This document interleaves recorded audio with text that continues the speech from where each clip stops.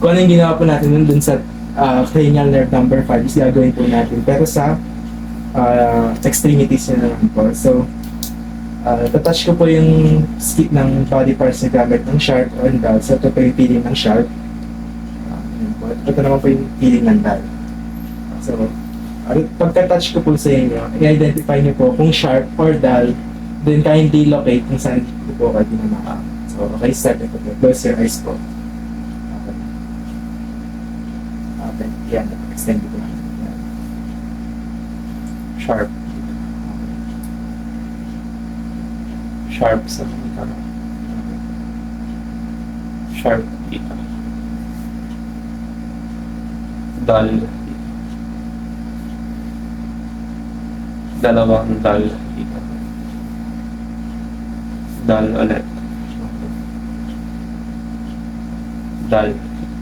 Okay, so, okay na po tayo. So, next naman po is yung temperature sensation. So, ipapawa ko po sa inyo yung hot na temperature. Sabihin niyo po kung nararamdaman po kayo niyo po wala po. So, close your eyes please. So, pag ito po, mainit po ba? Medyo warm siya. Medyo dito po. Yes, ganun din. Dito naman po. Hawakan mo. Medyo may... So, mind is able to identify yung sharp and stimuli, pati yung temperature.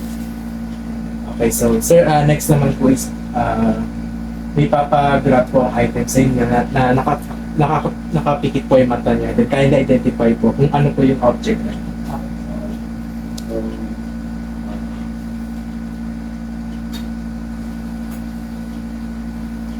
Okay, so start na po tayo. So, kindly close your eyes po.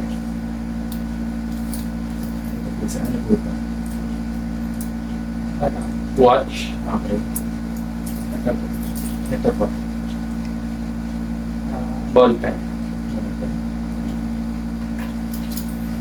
Ito po sir.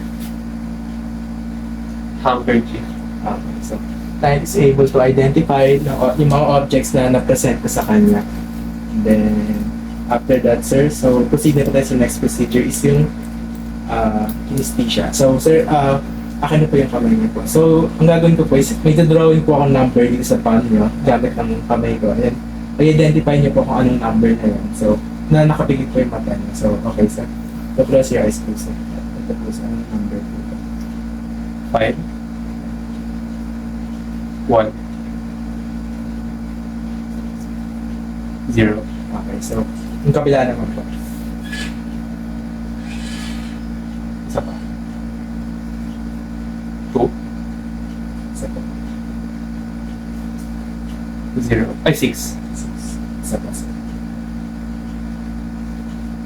1. Last. 3. Okay, so, client is able to identify numbers na sinulat ko sa both arms na. Okay, so, sir, I'm going to test now po yung point localization. So, sabihin niyo lang po sa akin kung nararamdaman niyo po yung sharpness. And then kindly sabihin niyo po kung hindi niyo na po nararamdaman. So, kindly get. Sir. Sir, sir.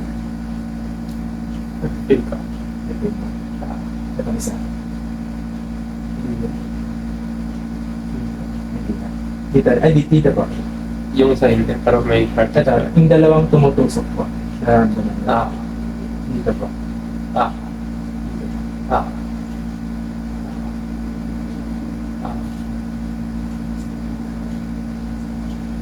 Wala. Okay, so.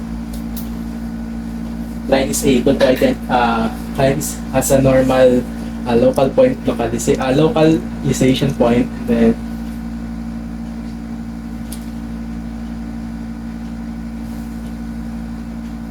okay, so, sir, proceed na mo tayo sa vibratory sensation. So, may tuning part po dito. And then, ilalagay ko po ito sa part ng kamay niya, which is yung dito po, is yung sa posterior radialis. And then, sabihin niyo po kung saan niyo po na vibrations.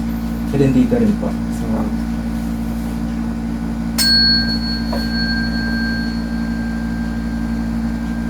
hindi po nararamdaman yung vibration. Medyo sa kanya. Okay.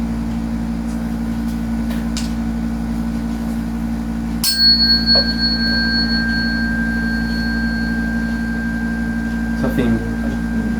Kabila na.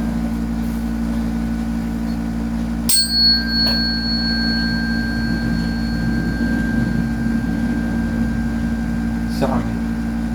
Dito, nararamdaman niya. Sa finger. Brad is able to identify vibrations on his upper arms. So, atan na po tayo sa sensory assessment. So, proceed na po tayo sa reflexes.